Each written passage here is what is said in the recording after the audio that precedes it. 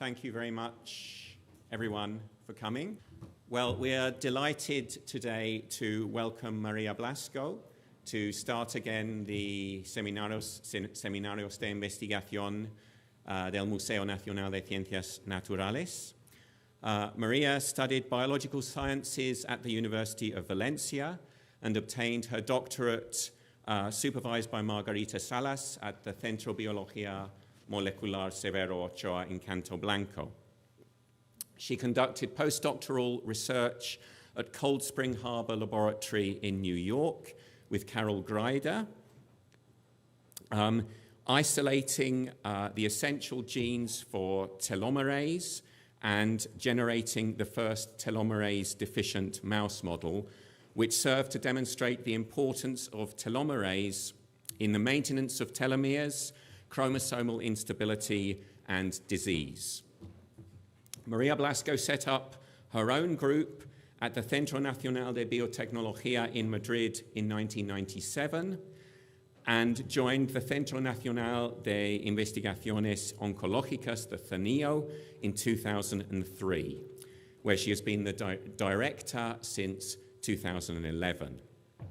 She is a global leader in research on aging, telomeres, and human disease, and has won many national and international awards from organizations including the European Association for Cancer Research, the European Life Sciences Association Organization, the European Molecular Biology Organization EMBO Gold Medal, the Rey Jaime I Prize, and the Kerber European Science Prize.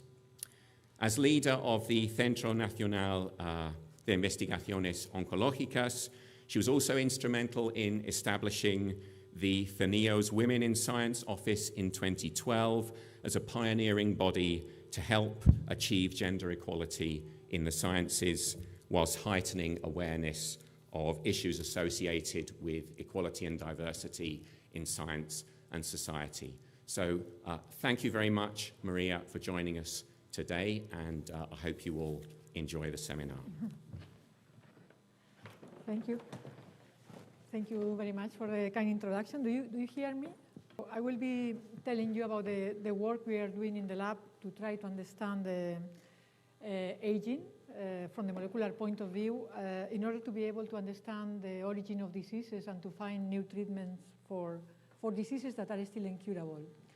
So we know that some of the diseases which are non-infectious, non-communicable diseases have their origin in the process of aging. So these diseases occur associated with aging, like all kinds of fibrosis in different organs, neurodegeneration, cardiovascular disease. Cancer is also an age-associated disease. And the way we have to think about the origin of these diseases is that aging is the cause of these diseases, and these diseases are the consequence of aging. Aging can be caused or can be explained by the genetics, but also by the life habits for a species like our species. The life habits can influence these molecular processes of aging, and this may determine when the different diseases appear in a given individual. But if we understand these causes of aging, we can have, for instance, biomarkers that can help us to understand which persons are at risk, or which individuals, if we think about different species, are at risk of developing different diseases. But we could also, in theory, if we understand the causes of aging, we could in theory, extend lifespan. So we could make an individual to live for longer times as a young individual, so free of disease, and delay not one, but many different diseases at once. So this would be a condition that you are really touching something that is important for aging, that you could delay not one, but many different diseases. But if you understand aging, you could also maybe develop therapeutic strategies to treat degenerative diseases once they appear. For instance, right now there is nothing that is able to stop a degenerative disease. So, and I think this is because we have not been treating these diseases by based on the understanding of why we age. So which are these molecular causes of aging? In 2013, I participated in a review that was published in the journal Cell, in which we proposed which could be some of the molecular causes of aging. And one of them, which we consider a primary cause of aging, is the shortening of the telomeres. So the telomeres, if you don't know, are the ends of the eukaryotic chromosomes. They are structures that are very important to protect the chromosomes. So if the telomeres are disrupted, the chromosomes become unstable and then start fusing to each other, and this is incompatible with life. We think that this is a primary cause of molecular aging because once the telomeres shorten, this triggers other molecular causes of aging, like genomic instability. It impedes the ability of stem cells to regenerate. It leads to cellular senescence, mitochondrial dysfunction. It leads to very vast epigenetic alterations. So really telomere shortening, we think, is at the origin of the molecular process of aging. There is telomeres are shortening because how life is designed. In order to replicate the DNA from a parental cell to have two daughter cells, the DNA is not perfectly replicated at the end of chromosomes. So there is always a loss of material, genetic material from the ends. And this is because the DNA replication machinery cannot replicate the very end of chromosomes. So this very end of chromosomes are the telomeres, and therefore every time that a cell divides, the telomeres become a little bit shorter. And with life, this telomere shortening occurs, so that we think is rate limiting for longevity and for life. There is an enzymatic activity which is called telomerase. Telomerase was discovered in 1985, and the discovery of telomerase received the Nobel Prize in 2009. Telomerase is an enzyme that is able to elongate telomeres de novo, so it's able to make short telomeres long. And telomerase is essential for life because, for instance, in mammals, but I think in all vertebrates, but in mammals, for instance, at the blastocyst stage, telomerase is activated, and their telomeres are elongated for the new individual. So independently of the telomere length of the father and the mother, in the new embryo, the new life, telomerase is activated, the telomeres are reset, and this new individual has to live with these telomeres during the rest of the life. Telomerase is, as I said, expressed during the pluripotent stage, and then is silenced, and telomeres start shortening. We now know if we measure telomere length, for instance, with age in humans, but this also happens in other species, but in humans, we will see that telomeres get shorter as we age, and this happens in all tissues, including also the stem cell compartments. We think that when the telomeres are very short, this triggers aging, and I will show you that this is the case and how we demonstrated that. Cancer is an age-related disease. Cancer incidence also increases with aging, but it's different from other age-related diseases. The majority of all the age-related diseases are characterized by a loss of the ability of cells to regenerate, and they are degenerative diseases. But cancer cells have the ability to activate telomerase. So in fact, it's the most common alteration of cancer cells is the reactivation of telomerase, so that cancer cells can divide indefinitely. They are potentially immortal, and this is because they are able to maintain the telomere. So cancer is a demonstration that the only way to make a mortal cell immortal is by maintaining telomeres. So in other words, telomerase is the only activity in nature that is able really to maintain telomeres and to make cells potentially immortal, if you want, to be able to divide indefinitely. So, which is the evidence that really telomere shortening is triggering aging? One evidence comes from, this was not the first evidence. The first evidence actually was the generation of mice without telomerase. But for humans, we know that there are what we call telomere syndromes. So these are humans that are mutant for telomerase. So telomeres are not elongated during the blastocyst stage properly. These individuals are born with much shorter telomeres than normal, and they are going to develop a number of diseases like skin degenerative disease, aplastic anemia, pulmonary liver fibrosis, kidney fibrosis, many different diseases that occur anticipated in the organism because the telomeres are short. So this is telling us that telomere length is rate limiting for human longevity, because if you have a little bit less telomerase than normal, your lifespan is going to be shorter. But also we know now that individuals that have no mutations in telomerase, normal individuals, depending on the telomere length, and the telomere length is not homogeneous, you can have, we can measure the telomeres of all the people that are here, and then we will have a distribution of telomere length by age, and you will find that you are in the normality, or maybe you have longer than normal, or you have shorter than normal telomeres. People that have shorter than normal telomeres, they have a higher risk of developing a number of diseases, for instance, cardiovascular disease. So telomere length could be one of these biomarkers. So actually the first evidence that telomeres were important for longevity came from the generation of mice that were deleted for the telomerase gene. So these mice, they cannot elongate telomeres at the blastocyst stage, so the mice have shorter telomeres than normal, and we found that this was leading to end-to-end fusion. So this was demonstrating that short telomeres are leading to chromosomal aberrations. This was the hypothesis, and this was the demonstration that telomerase was important to maintain telomeres and to protect our chromosomes. But maybe the most important conclusion was that these short telomeres were sufficient to induce aging. So these mice had premature aging, and this was because the tissues could not regenerate properly. So when the telomeres are short in the stem cell compartments, this impedes the regeneration of tissues, and this is why these mice age prematurely. And also, it serves to demonstrate that telomeres could be also a good target for cancer, because these mice that had shorter telomeres, they were cancer protected. So if you eliminated telomerase, this was protecting these mice from developing cancer, because I told you that the cancer cells need to maintain their telomeres. It's not possible to have a cancer without telomere maintenance. So that's why it's interesting to study telomeres from the cancer point of view and from the aging point of view. But so we know that in mice and humans, telomeres are important, but is this true for other species?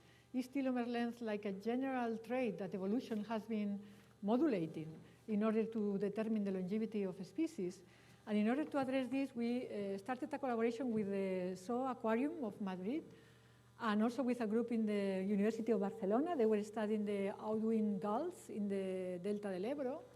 And what we did is that we collected blood from different species of mammals and birds, and we measured telomere length. And what we did is to generate, we calculated the speed of telomere shortening in different species. This is just an example. And we found that the initial telomere length of a species is not correlated with longevity. So we could not see any correlation between the average lifespan or the maximum lifespan and the initial telomere length of a species. This we already knew, because, for instance, mice have much longer telomeres than humans, but they live much shorter than humans. And we knew that this was true because mice shorten their telomeres much faster than humans, like 100 times faster than humans. And then we asked whether the rate of telomere shortening was explaining longevity, and we found that yes, the rate of telomere shortening was predictive of a lifespan in many different species, and it could be adjusted to a power law. It's a mathematical function. And we saw that longevity could be put in a mathematical formula when we look at the rate of telomere shortening. And it's very interesting because, for instance, we could have two species which are very distant, like an elephant that is a mammal, or flamingo that is a bird, and they have the same rate of telomere shortening, and they have the same longevity. A flamingo can live up to 70 years, and an elephant can live to up to 70 years. However, an elephant and a mouse, they are mammals, they are closer in evolution, but they have very different rates of telomere shortening, and they have very different longevities. So this was telling us that an almost epigenetic factor, that is like the rate of telomere shortening, was more precise than genetics in determining longevity. So genetics could not explain the differences in longevity between an elephant and a mouse, but the rate of telomere shortening could explain the differences in longevity. So our hypothesis that maybe this rate of telomere shortening is something that has been used by evolution to modulate the species longevity. This is a hypothesis, and when we published this, there was a paper coming up the same year demonstrating the same thing, including more species. So this was other authors that saw our paper and included also other species. And they found the same, that the rate of telomere shortening was correlated with longevity in different species. So one thing we are doing now, and I'm collaborating with some of you, or would like to collaborate with some of you, is that whether this rate of telomere shortening, that in humans, for instance, we see that is modulated by stress or by disease. This could be also happening in nature and could be determining the longevity of a species in nature. But once the telomeres are short, what can you do if the telomeres are short? So in my lab, we were the first ones to describe in 2008 that if we activated telomerase, and sorry because this is very small, in the original it's not very small, I think it's the transformation of the slides in this computer. You cannot see almost anything, but in this experiment we showed for the first time that if we were able to maintain telomeres longer in mice, and we did this by generating transgenic mice, this was transgenic mice for telomerase, we could increase the median lifespan by 40%. So, for instance, in the control mice, after 1 year of age, the mice start dying from cancer, from different diseases. And in these mice that had longer telomeres, we almost triplicated the time at which the first mouse died. So the mice were, if you want, younger for longer times. And as a consequence of this, we also see an increase of the median lifespan. Here we didn't increase the maximum lifespan because we had much less of the transgenic mice than of the control because of this was a triple transgenic. I don't want to get into the details. And the maximum longevity is always determined by a single individual. That is the one that is living longer. But I will show you later that by maintaining telomeres longer, you can increase both the median and the maximum longevity. And you can see here, for instance, at 3 years of age, all the control mice are dead almost.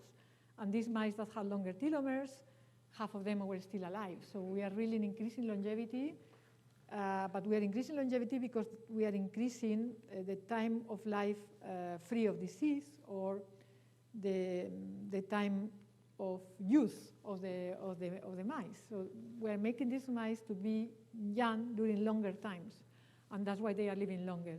You can see here 2 mice of the same age, 2 years. This is a very old age for mice. And you can see the mice with the long telomeres they are clearly younger, but in this paper we look at all tissues, etc. We cannot make human transgenics, but we thought about a way to activate telomerase that could be used as a therapy in humans. And we thought about a gene therapy strategy. So you all know about gene therapy is to reactivate a gene in the organism by using vectors. It could be viral vectors, like for instance with the AstraZeneca or the Janssen COVID vaccines. This would be similar to the AstraZeneca or the Janssen vaccine, but instead of putting the S3 protein of the SARS-CoV-2, we are putting telomerase. So this is going to be injected intravenously in the mice, and we are going to make telomerase to be expressed in all mouse tissues because we're using a serotype, an adeno-associated virus, which is of a serotype that transduces most of the tissues of a mouse. So we can treat mice with this telomerase gene therapy, and the idea is that if a gene is produced by telomerase deficiency in the adult organism, we should be able to delay aging simply by activating, again, telomerase in the adult organism. And these vectors are very widely used. There are even clinical trials with these vectors and other genes for the treatment of genetic diseases. So we did the experiment with mice. So we took middle age or all mice. We give them a single intravenous treatment with the telomerase gene therapy, and we waited, and we saw that the mice treated with telomerase had longer telomeres, less DNA damage, and we saw that not one, but many different diseases were delayed. So we delayed also cancer. So demonstrating that cancer is an age-associated disease, because if we maintain mice with longer telomeres during longer times, cancer is also delayed. So cancer is an age-related disease. And we did not see any secondary effect other than increased longevity. So we saw that in the 1-year-old group, the mice lived 20% longer, and in the 2-year-old group, we increased longevity by 13%. So there was not a negative effect of activating telomerase because these mice were actually living longer. And you can see, well, I didn't bring the slide. So in this case, we are making telomeres longer by activating telomerase. But we have done this also by an epigenetic way. Instead of activating telomerase, we knew, I told you, that during the blastocyst stage, at the inner cell mass, telomerase is activated and the telomeres are elongated when we are an embryo, right? And this happens also in mice and in other species.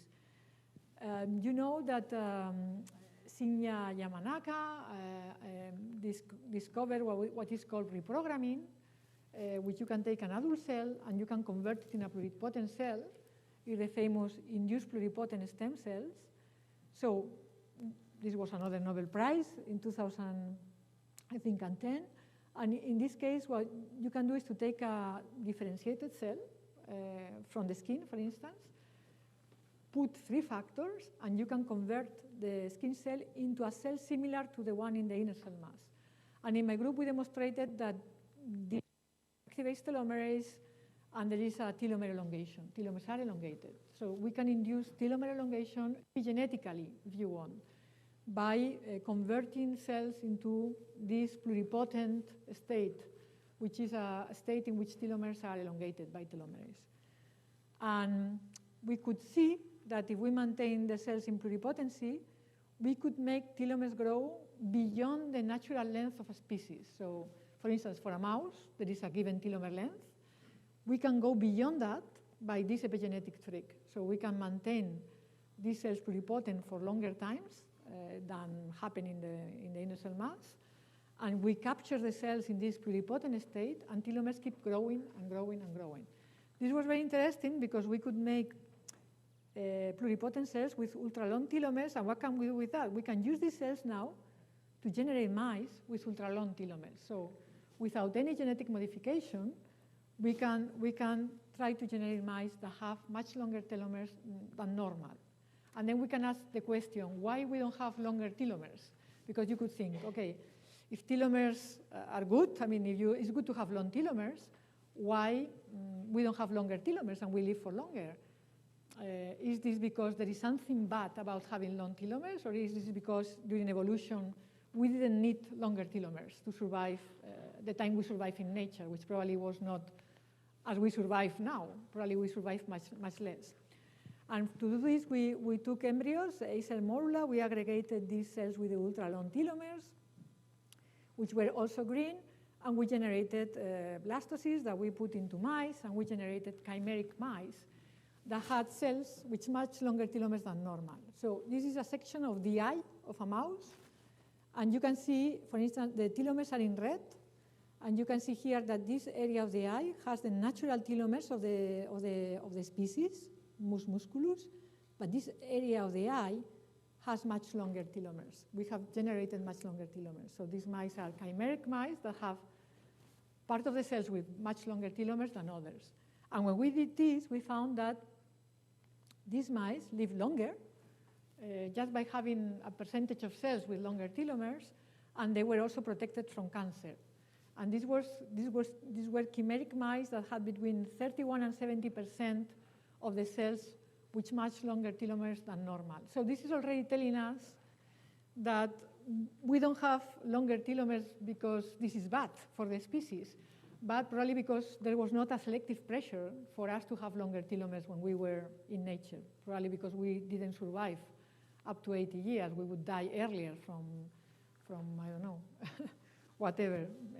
We were dying in nature when we were in nature. We have generated also, in a more recent paper, 100% chimera. So these are mice that all their cells are much longer than normal. And we see the same. We see that these mice, well, they have a better glucose metabolism. They have, we see longer telomeres in all tissues and less DNA damage. And we also saw that these mice were living longer. So I think this is a an important conclusion. The fact that we don't have longer telomeres is not because this is something bad for us, but probably because evolution didn't have the pressure to select for humans with longer telomeres. So why are we doing all this? We are not doing all this to make humans live longer, to give a treatment to someone and make it live longer. We were doing this to try to understand the origin of diseases, because all these diseases I mentioned are associated with aging, and the only way to be able to prevent or to treat an age-associated disease is to know the cause of aging. And we think one of these causes of aging is telomere shortening. And in my group, we have shown that this telomere gene therapy can have a therapeutic effect in mouse model of infarct. This was already published, also in mouse models of aplastic anemia. And I will show you for pulmonary fibrosis, which is probably the most prevalent disease associated to short telomeres. So it's the pulmonary fibrosis is when the cells of the lung are lost. So the cells that are used to breathe, they die for whatever reason, because telomeres are shorter. And then instead of having the normal cells of the lung, you have a scar. You have the fibroblasts growing, forming a scar. This is the pulmonary fibrosis. It's a lethal disease, and there is nothing you can do. So it was found that there were some familiar cases of pulmonary fibrosis. So pulmonary fibrosis is a disease associated with aging. Like many other diseases associated with aging, it's just an example. It's more frequent in men than women. There are risk factors like smoking, pollution. But the important thing is that there is a percentage of familiar cases. So individuals that have a higher risk of pulmonary fibrosis.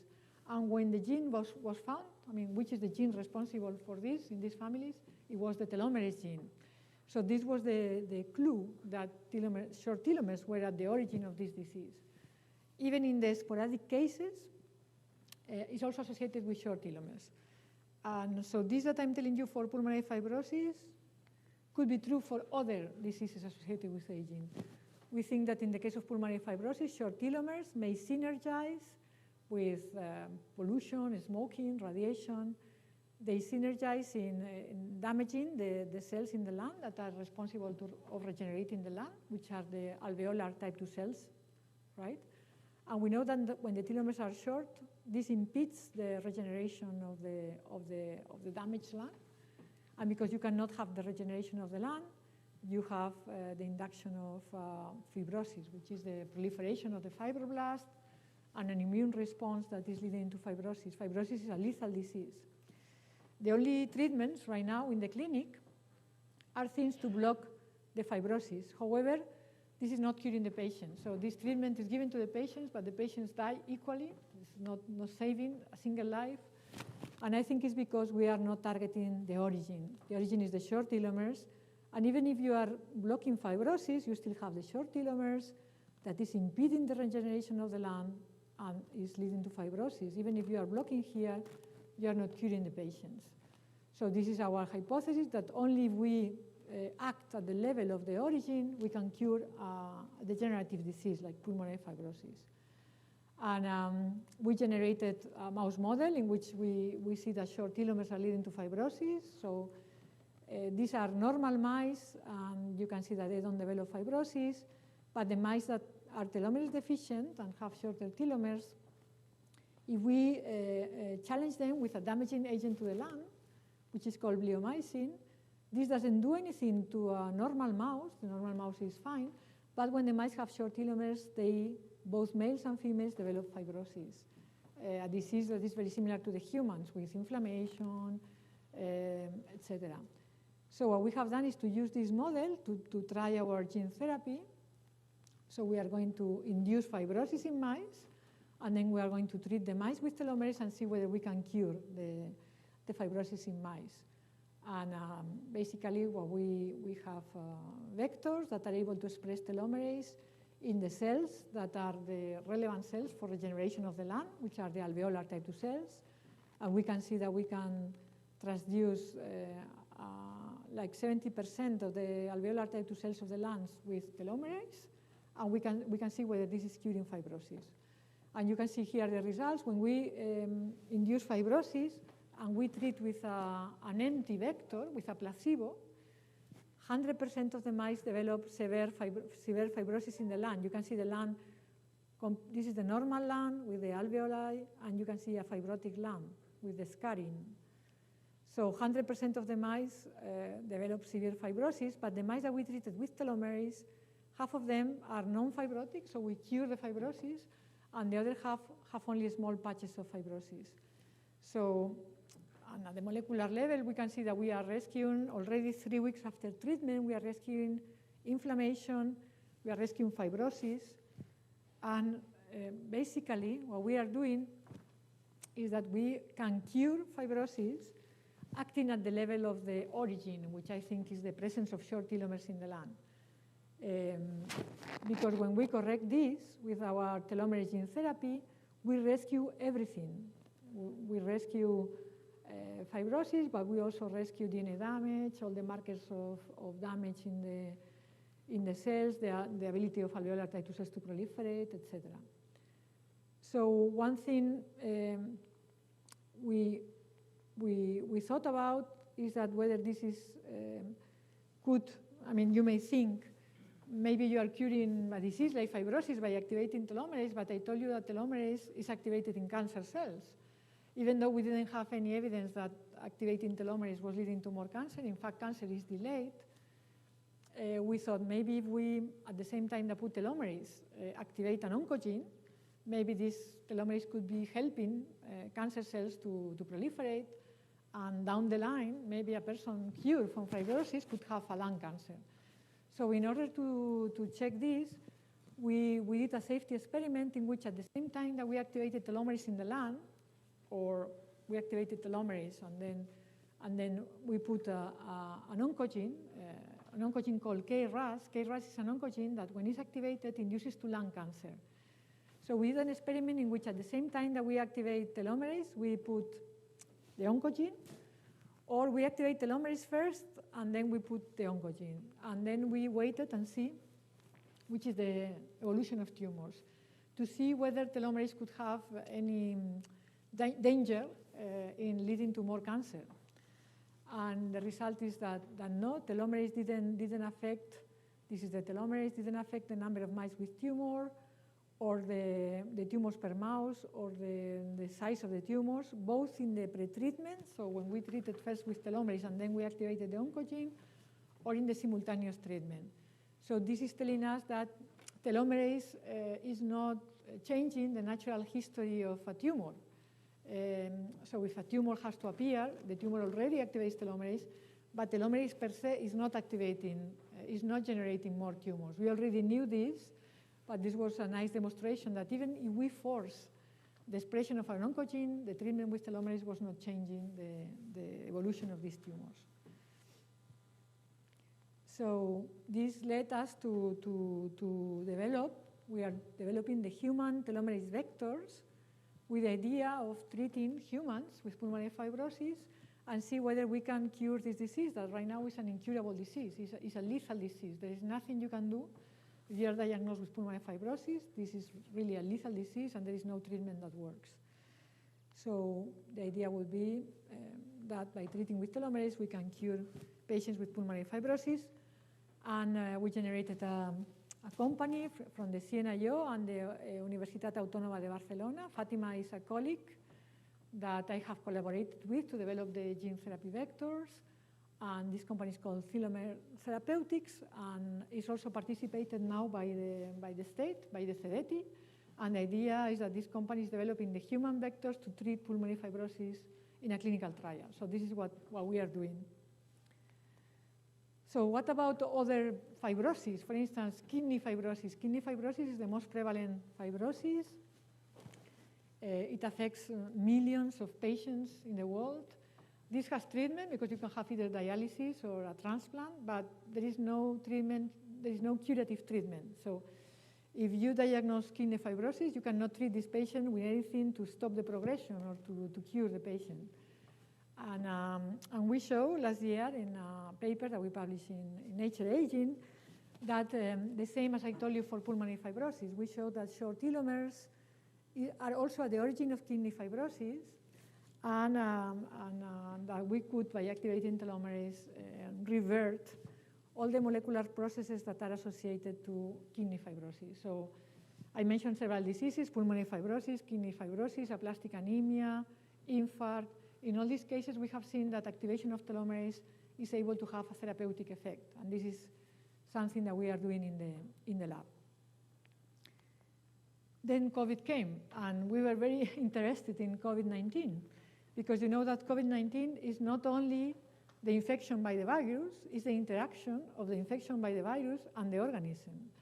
And there are people, especially young people, that when they are infected by COVID-19, they have very mild disease.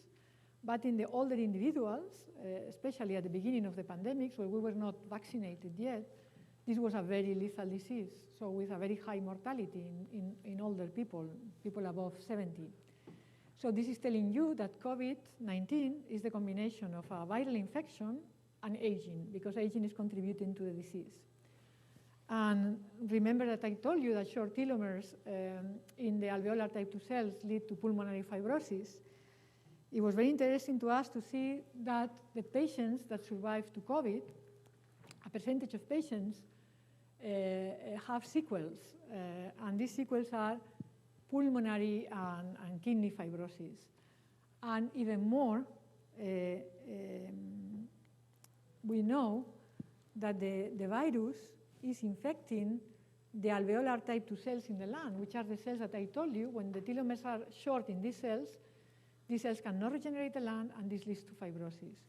So immediately we thought about a model in which we think that the virus is infecting the lung, the alveolar type 2 cells, is killing these cells, and if this happens in an old individual with short telomeres in the alveolar type 2 cells, these lungs cannot be regenerated, and this will lead to fibrosis and a severe disease in the lungs.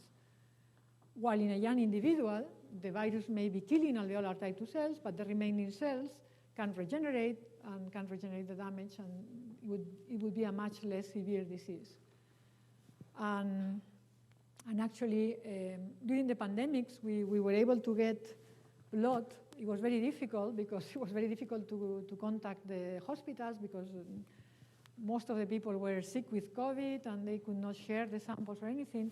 So we were able to obtain blood samples from the IFEMA field hospital that was filled with COVID patients. And this was just blood, peripheral blood, in patients that were in the IFEMA, that were at the IFEMA. And we saw that there was a correlation between shorter telomeres in peripheral blood and severity of the disease. So the most severe patients also had shorter telomeres in peripheral blood, which is not a demonstration, but it's indicated that maybe the severity of the disease is correlated with telomere length. In this case, we are looking at telomere length in blood. But now we are collaborating with the Hospital Valdecilla in Santander and looking at the lungs of patients with COVID. And you can see that these are humans that had COVID. You can see here a normal lung, and they have a normal number of alveolar type 2 cells. And these are COVID lungs. You can see that they are fibrotic, and the alveolar type 2 cells are almost gone. So the virus is eliminating the alveolar type 2 cells, and we think this is leading to the fibrosis, because these lungs cannot be regenerated. And we think that short telomeres may be contributing to that. In fact, we measured telomere length in sections from humans with COVID, and you can see that the COVID patients have shorter telomeres in the lungs. These are lung sections. And also these lungs are fibrotic, different markers of fibrosis. You can see here telomere length with age in controls or in COVID patients in red, and you can see the COVID patients are down here, so they have shorter telomeres. This could be indicating that COVID is leading also to telomere shortening. The infection is generating stress and is leading to telomere shortening. It's clearly that there is a correlation. Here we can see the correlation between telomere length and fibrosis. So the shorter telomeres, the more fibrotic lung. These are other markers of fibrosis, and the correlation between telomere length and alveolar type 2 cells in the lung. The shorter telomeres, the lower numbers of alveolar type 2 cells. So we think that telomeres not only are leading to diseases associated with aging, but also some communicable diseases like COVID-19 could be different depending on the age of the individual. And we think in this case probably because the virus is infecting cells that are important to regenerate the tissues, and this virus is infecting basically every cell type in the organism, this could lead to a more severe COVID disease in older individuals. So with this I finish. This is the people in the lab that are working in the aging projects. We also are working in cancer. In cancer, what we are trying to do is to destroy the telomeres of cancer cells, but this could be for another day.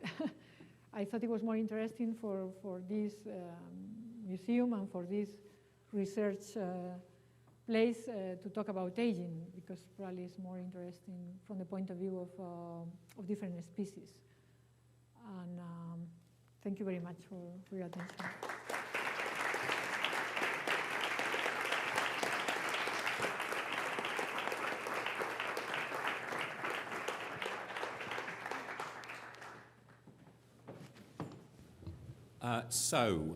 Questions. Thank you very much. Thank you. Do you hear me well? Because I have...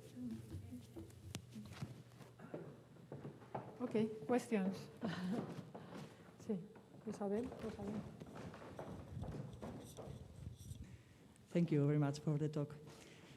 I was thinking from the evolutionary point of view, most important than survival is reproduction. Yeah. So for this interspecific study with all these species, have you looked to the age of first reproduction, if it's related to telomere length or rate of shortness? I think that is very interesting. We could do that to represent the age of reproduction, but what you would represent the maximum fertility age, or what would you represent, the maximum of the fertility? Yeah, I mean, the age when you can, the age of first reproduction, maybe for the species that need more years to reproduce, they have longer telomeres, because the important thing is to arrive. For instance, in these human syndromes that have people with shorter telomeres, they are infertile also prematurely. So short telomeres are decreasing fertility when they are shorter than normal. Okay, yeah, I was thinking in those interspecific. The opposite, we have not checked whether when we have longer telomeres, we can extend the fertility. Okay. That would be interesting also. Yeah, so it's interesting. Yeah. Yeah. Okay.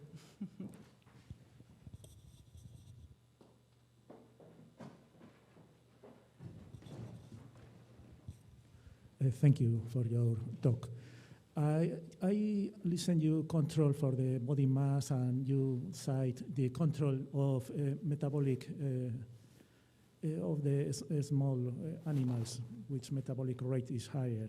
Fine, but what about parasite load? For instance, I don't know if you are in contact with ornithologists, because the albatross is a seabird which breed until the end of its life, and its parasite load is quite low. And curiously, this bird species don't age. I guess the telomeres are quite long in this species. So the parasite's load may be the evolutionary force that make the telomeres short or elongate. Did you think about the parasite load as an evolutionary force?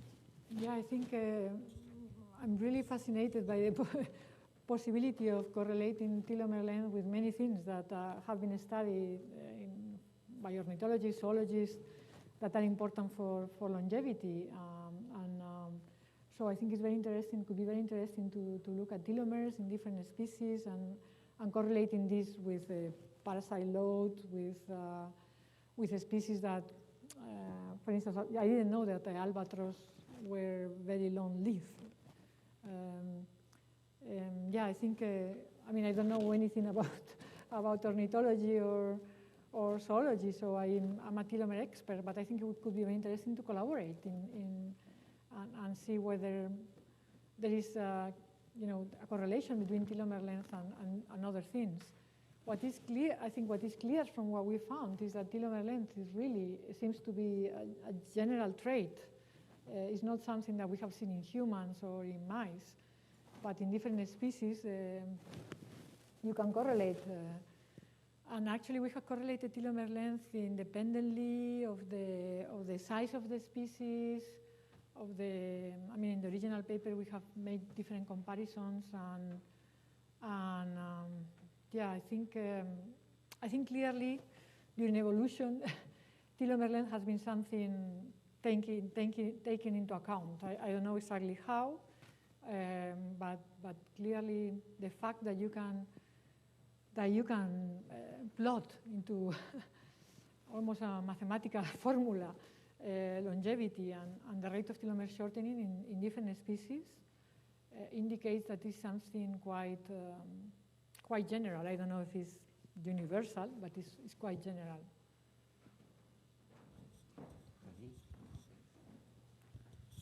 Yes. What do you think about TA65 and these compounds that increase telomere length? TA65 is a nutritional. It activates telomerase very, very little, like 1.5. Where we have shown that in mice, TA65 doesn't elongate lifespan, so it's not elongating the lifespan of mice. So it's not something that is going to make you live longer. I think right now it's being sold as a nutritional complement, and it activates telomerase very little. I mean, what we are doing with gene therapy, we're activating telomerase in a pharmaceutical manner. So, and this is able to cure diseases in mouse models, to extend longevity in mice. It's different from the TA65. Because there's even a big research line, let's say, of people that they're insisting on this thing. And I think you have a paper for 10 years ago that you showed that it's not very big deal, but I just saw it's not extending longevity because it's not activating telomerase very much. It's only 1.5. It's an extract from a Chinese root, and it activates telomerase a little bit, like 1.5. But this is not sufficient to extend lifespan in mice. How far are we from a product from your company to in the market? Telomere therapeutics. I think in a couple of years we want to. It's a company from the CNIO, and in a couple of years we would like to have a clinical trial with patients if everything goes well.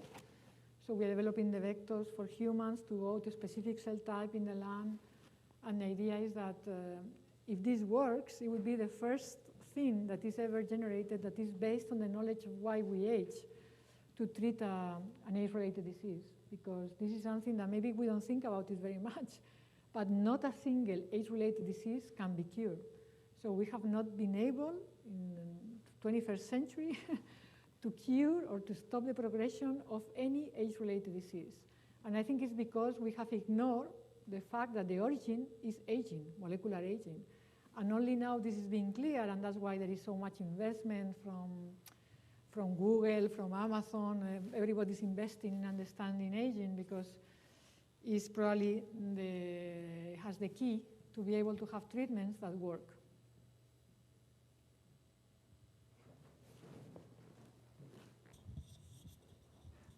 Any more questions?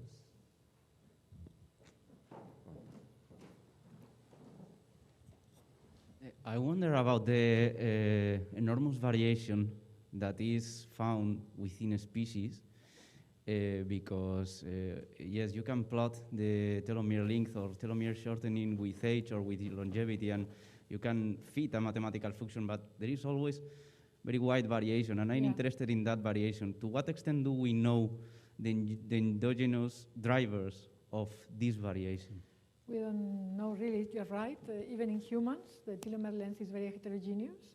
You can have percentiles of telomere length, and you can plot individuals in different percentiles. We don't understand what generates this variation in telomere length. Could be the life habits, could be the good or bad luck. I mean, if you have an infection, for instance, this can lead to forcing regeneration of your blood cells, and this is going to lead to shorter telomeres. You can have a trauma, break your leg or your arm, and this is going to lead to more regeneration, and this is going to shorten your telomeres. So you have to think that telomeres are going to be shortening proportional to the regeneration of your tissue. So anything that will accelerate the need of regenerating due to damage or due to different things is going to shorten telomeres prematurely. So humans are very long-lived, and maybe different life habits or different, events that happen along your life can lead to the fact that you have longer or shorter telomeres. It could also be due to polymorphisms that are associated with longer or shorter telomeres, but it could also be the life itself, because we have such a long life, and there are many things that could be triggering the need of regeneration of our organism. And if we regenerate more, we're going to have shorter telomeres. So it's like the speed at which you spend your telomeres really is going to determine the risk of diseases. So, but even though, as you said, telomeres are reset at the blastocyst stage, I suppose still there is some variation in that resetting. We do not start from the same point. This is very interesting. This is something that I would like to do, but if you think about it, the time of duration of the inner cell mass during embryonic development, this takes, I don't know, 24 hours, I don't know. But if you would be able to manipulate the time at which the inner cell mass is an inner cell mass without previously to differentiating in other things, you could have longer telomeres. So the experiment I told you, in which we manipulate in vitro the cells, and when we put them in the inner cell mass and we generate mass with longer telomeres, you could think in principle that this could be another way to set telomere length in different species during pregnancy, if you want, that there could be stresses that would make shorter the time of blastocyst or would elongate the time of blastocyst. I would hypothesize that the telomeres will be longer in the newborns if the duration of the blastocyst is longer, the duration of the inner cell mass, because the telomeres will be, at this stage, the pluripotency stage, the chromatin at telomeres is open, there is a lot of telomerase, and the telomeres are growing and growing and growing. And so if you would extend the duration of the blastocyst, you will have newborns with longer telomeres. So I don't know, maybe in situations of stress for a given species, this is much shorter, and the newborns are born with shorter telomeres, and they have more disease. This is a hypothesis. Nobody has demonstrated that, but I think could be interesting. And also the parental heritage, I suppose, but I think that some studies have shown that elder parents, the offspring, are born with shorter telomeres, as so also. Could be. Even though they are reset, there could be, yeah. Thank you.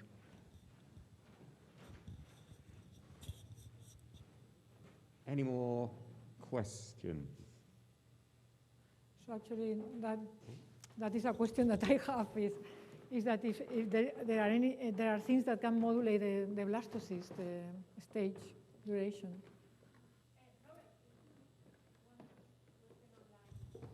Okay.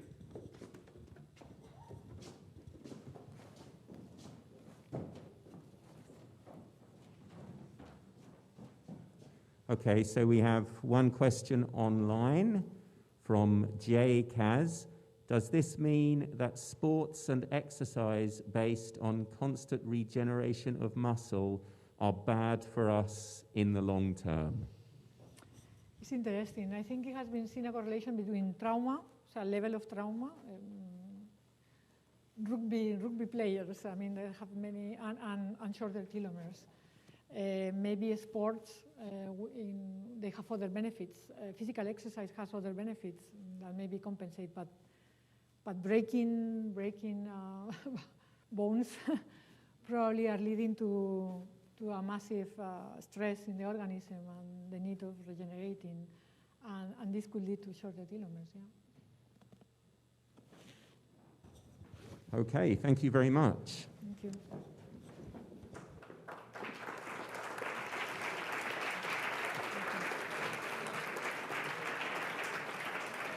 Yes. So thank you very much to Maria for a fantastic, thought-provoking presentation. Remember, next week at 12 o'clock, we have a seminar by Ana Riesco. Okay, thank you all for coming. Thank you.